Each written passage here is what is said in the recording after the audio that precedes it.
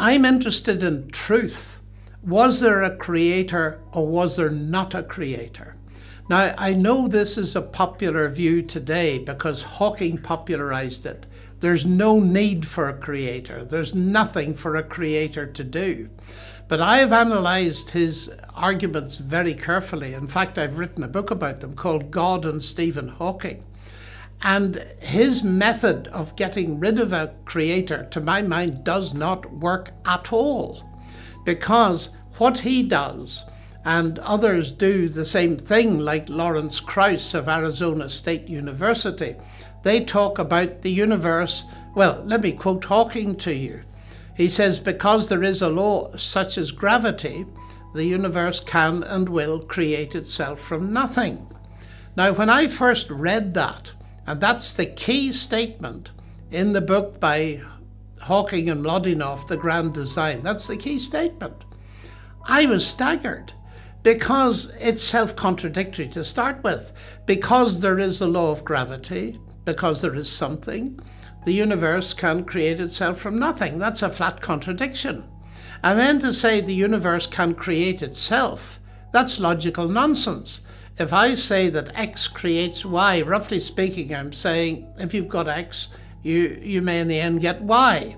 But if I say X creates X, then that simply proves to me, sorry for being provocative, it simply proves to me that nonsense remains nonsense even if high-powered scientists say it. So that's the second thing that's wrong with that statement. It is logical nonsense. But then the idea of nothing is fascinating. In fact, I give lectures on nothing these days because nothing turns out to be very interesting. Because how they get a universe from nothing is by redefining nothing.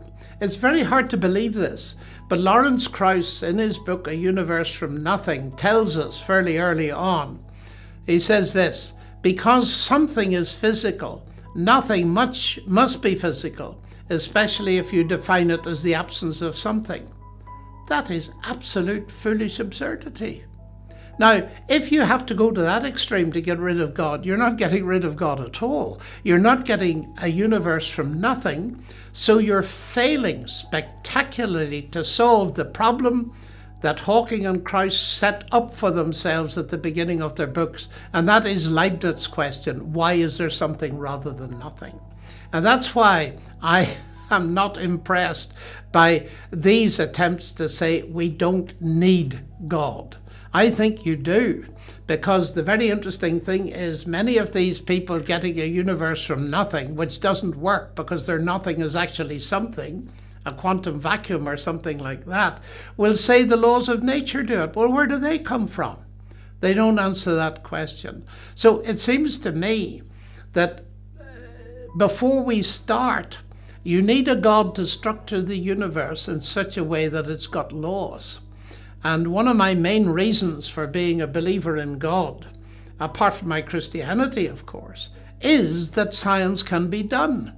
And science can be done as Newton, Galileo, Kepler, Clerk Maxwell, Babbage, and all those pioneers believed, because there's an intelligent God behind the universe. And C.S. Lewis put it brilliantly when he said, men became scientific because they expected law in nature.